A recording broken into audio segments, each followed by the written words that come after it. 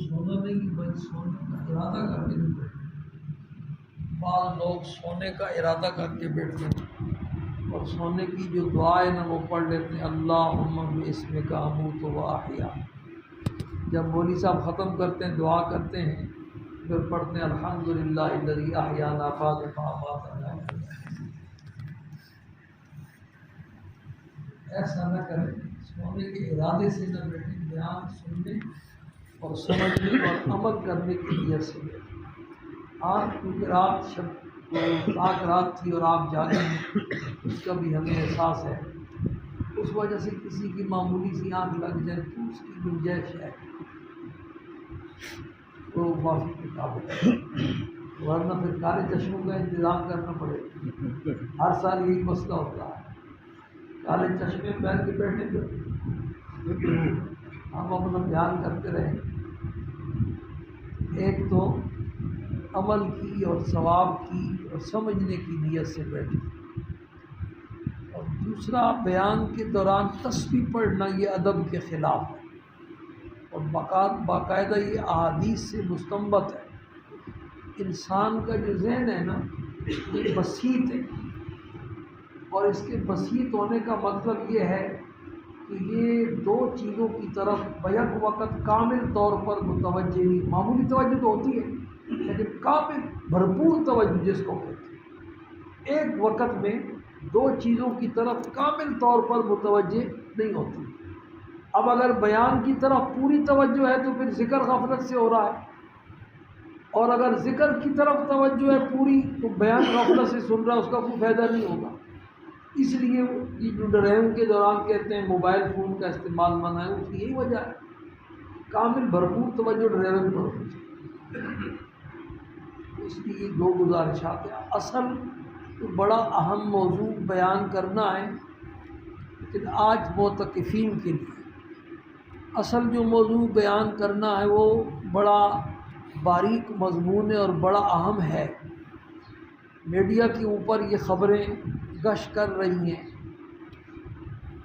کہ کسی سیاسی لیڈر کے بارے میں کسی بزرگ کے حوالے سے یہ خواب گشت کر رہا ہے اور اس سے لوگ متاثر بھی ہو جاتے ہیں کہ کسی تبلیغی بزرگ کو حضور صلی اللہ علیہ وسلم کی خواب میں زیارت ہوئی ہے اور آپ نے باقاعدہ تصریح فرمائی ہے کسی سیاسی لیڈر کے بارے میں کہ وہ حق پر ہے، اس کا بھرپور ساتھ. اب میں نام نہیں لیتا ہوں. اس طرح کے خواب ہر زمانے میں آتے رہتے ہیں. اس زمانے میں کوئی علامہ تھا، جعلی علامہ، اس کی طرف سے بھی خواب آیا تھا کہ حضور مجھے خواب میں آئے میرے لیے ٹکٹ بھیجو میں پاکستان آنا چاہتا ہوں. یہ آپ لوگوں کو تو پتہ ہوگا. میرے پاس خود ایک آدمی آیا اور اس نے مجھے آ کر کے کہا کہ مفتی صاحب مجھے حضور خواب میں آئے ہیں صلی اللہ علیہ وسلم، اور آپ نے مجھے فرمایا کہ شیعہ مذہب برحق ہے، اس کو اختیار کر. اب آدمی جو ہے وہ جس کو وہ خواب سناتا ہے وہ حضور کا نام سن کر کے تو سب کے سب جھک جاتے ہیں، اور اصل جو پوائنٹ کی بات ہے، تحقیقی علمی بات ہے، وہ لوگوں کو پتہ نہیں ہوتی اور لوگ اس سے کیا ہو جاتے ہیں، متاثر ہو جاتے ہیں اور گمراہی میں مبتلا ہو جاتے ہیں. اس لیے اصل تو یہ مضمون بیان کرنا ہے، ایک دو دن کی بیان ہوگا انشاءاللہ. لیکن آج کی جو نشست ہے وہ خالصتاً معتکفین کے لیے ہے، ان کو اپنی حیثیت یاد دلانے کے لیے کہ آپ لوگ بڑے ماشاءاللہ محترم ہیں اور اللہ کے یہاں مہمان ہیں. تو عام لوگوں کا گڑبڑ کرنا اس میں اور آپ کی گڑبڑ میں بڑا کیا ہے بھائی فرق ہے. اپنی قدر جو ہے نا کیا کرو، ایاز قدر خود بشناس، اپنی قدر جو ہے نا کیا کرو پہچان. جگہ کے بدلنے سے، زمانے کے بدلنے سے، حیثیت کے بدلنے سے یہ جو گناہ ہوتا ہے نا اس کی نوعیت بدل جاتی ہے. ایک تو رمضان المبارک کا تقدس ہے بھائی. رمضان المبارک کا مہینہ ایسا بابرکت مہینہ، اور اس میں خدا نخواستہ بندے سے کوئی کوتاہی ہو جائے کوئی ایسی ناجائز حرکت ہو جائے تو یہ عام مہینوں کی طرح نہیں ہے۔ جیسے رمضان میں نیکی کا ثواب بڑھ جاتا ہے نا 70 گنا، اسی طرح گناہ کی سزا بھی بڑھ جاتی ہے، اس کی قباحت بھی بڑھ جاتی ہے، اس لیے بڑی احتیاط کی ضرورت ہے۔ تو رمضان کا اپنا ایک کیا ہے، تقدس ہے، سیزن لگا ہوا ہے، اللہ کی رحمت بارش کی طرح برس رہی ہے، اور اس میں بھی ہم پھر گناہ کر رہے ہوں، یہ اللہ کی ناراضگی کو دعوت دینے والی بات ہے۔ اور پھر دوسرے نمبر پر اعتکاف جو ہے نا، اس کا اپنا ایک تقدس ہے۔ رمضان کا تقدس ایک، اور دوسرے نمبر پر اعتکاف کا ایک مستقل تقدس ہے کہ معتکف اللہ کا مہمان ہوتا ہے۔ اور اعتکاف کے جو فوائد لکھے ہیں ان میں سے ایک فائدہ یہ بھی لکھا ہے کہ یہ قلعے میں آ کر کے گویا کہ بند ہو جاتا ہے، شیطان اس تک نہیں پہنچ سکتا۔ اب بندہ قلعے کے اندر بند بھی ہے اور پھر بھی شیطانی حرکات میں لگا ہوا ہے، یہ تو بڑے خطرے والی بات ہے۔ اور تیسرا بھائی، مسجد کا کیا ہے، تقدس ہے۔ مسجد کا کیا ہے، تقدس ہے۔ تین تقدس ہیں، رمضان کا الگ تقدس ہے، اعتکاف کی جو آپ کے معتکف ہونے والی حیثیت ہے اس کا ایک الگ تقدس ہے۔ آپ شاہی مہمان ہیں، اب شاہی مہمان بن کر کے بندہ جائے اور بدتمیزی کرے وہاں شاہی محل میں، شاہی دربار میں، یہ عجیب بات ہوگی۔ اور پھر تیسرا جو ہے نا، مسجد کی اللہ پاک کا گھر ہے بھائی، مسجد کا تو ہر پورا سال ایسا تقدس ہے۔ تو ان ساری باتوں کا خیال کر کے بھائی اپنے آپ کو غلط حرکات سے کیا کرنا ہے، بچانا ہے۔ اب میں کیا بتاؤں غلط حرکات کیا ہے، صراحتاً ہی کہہ دیتا ہوں، یہ جو موبائل کا استعمال ہے نا بھائی، اور ہم نے یہاں کیا کرنا ہے۔ میں ایک مسجد میں تھا کہ زمانے میں میں غصے والا، طبیعت میری کیا ہے، غصے والی، اور ناراض بہت جلدی ہو جاتا تو مسجد چھوڑ کے چلا جاتا ہوں۔ یہ آپ کو میں بتا دوں، کئی مسجدیں میں بدل چکا ہوں۔ تو پرانی کسی مسجد میں تھا میں، تو وہاں ہمارے مقتدی تھے، وہ اعتکاف بیٹھے اور کرکٹ میچ کا زمانہ تک ٹی وی ساتھ گیا۔ اب ٹی وی تو آنے سے رہا، اب کیا ہے بھائی، موبائل ہے۔ اس لیے بھائی اصل بات تو یہ ہے کہ ٹچ موبائل ہو ہی نہیں۔ پہلی کوشش اولی، ہم کوئی قانون تو لاگو کرتے نہیں، ہمارے پاس وہ اتھارٹی نہیں ہے، لیکن ویسے آپ کو ادباً کہتے ہیں، بطور مشورے کے کہتے ہیں، اگر آپ اپنے اعتکاف کو صحیح معنوں میں اعتکاف بنانا چاہتے ہیں، جس کی وجہ سے آپ کی زندگی کے اوپر مستقبل والی جو زندگی ہے اس پر مثبت اثرات پڑے، تو پھر ٹچ موبائل سے کم از کم پوری زندگی میں تو کہتا ہوں کر لے، نہیں کر سکتے تو ان 10 دنوں میں تو پہ کیا کریں، کنارہ کاری، بمبر مجبوری چھوٹا موبائل ہو اور وہ بھی آف ہو۔ جب گھر بات کرنی ہے، کوئی مجبوری کوئی چیز منگوانی ہے تو فون چلایا اور بات کر کے پھر بند۔ اصل اعتکاف کرنے کا طریقہ کیا ہے؟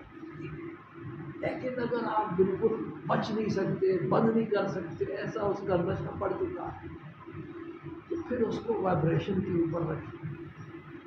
اور خاص کر کے یہ جو ساز والی گھنٹیاں ہیں نا بھائی، یہ ایک گناہ ہے بے لذت، گناہ ہے بے ضرورت، بدون ضرورہ، بلا ضرورہ۔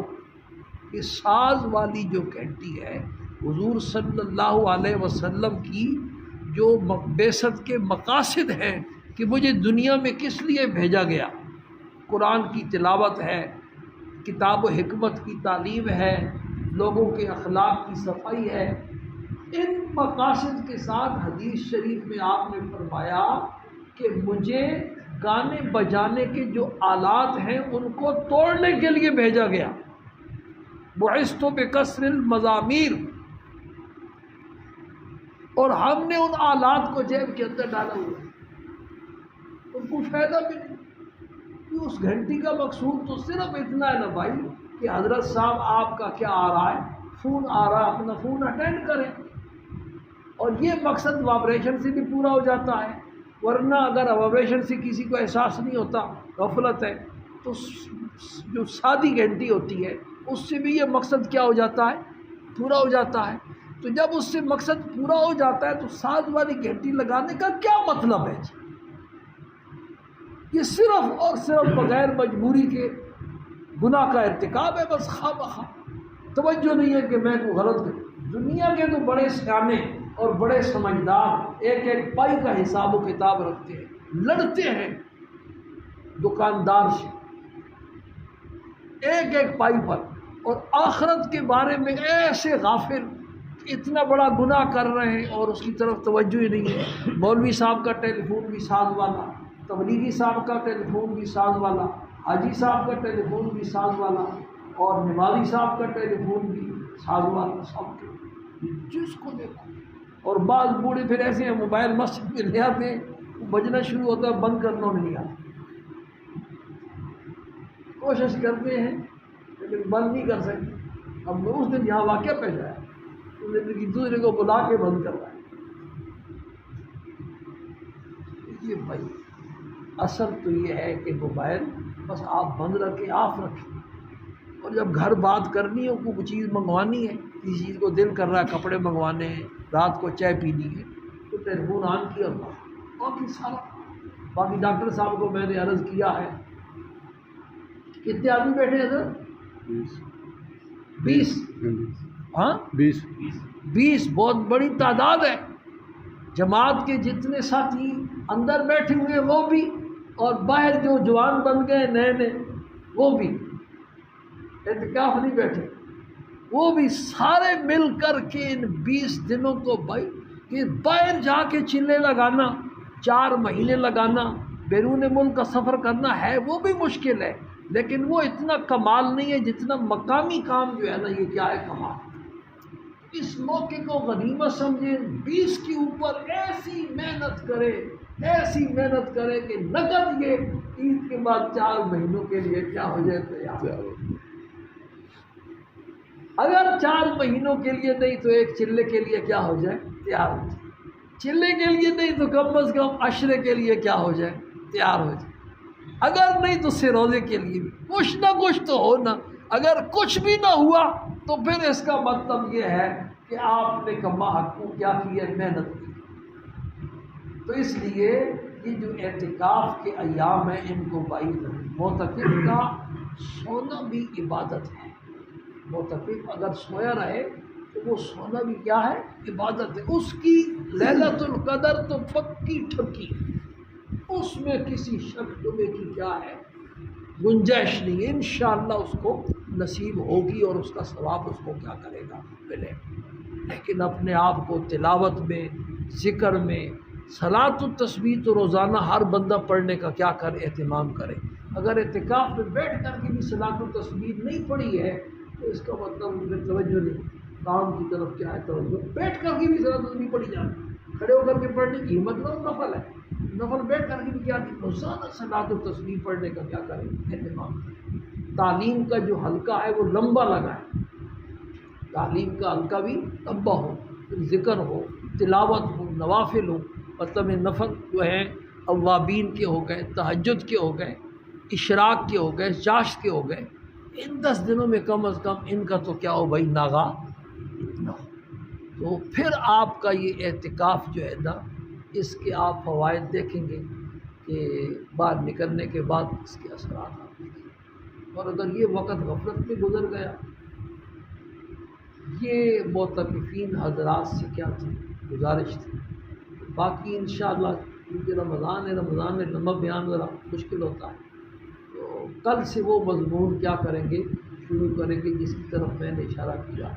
کچھ دوستوں کی فرمائش تھی کہ اخلاق پر بھی بیان کریں، اگر وہ مضمون 1-2 دن میں پورا ہو گیا تو وہ اس نے اخلاق کا مضمون پہلے بھی میں بیان کر چکا ہوں، پھر اس پر بات دوبارہ دہرا دیں گے، اور بھی کئی ایسی ضروری باتیں جو ذہن میں آتی جائیں گی وہ انشاءاللہ تھوڑی تھوڑی بیان کرتے رہیں گے۔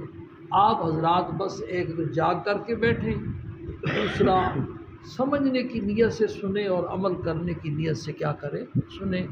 آپ کی جتنی طلب ہوگی اللہ پاک میرے دل میں اتنی جو ہے نا باتیں کیا کریں ڈالیں۔ تو آپ الحمدللہ رب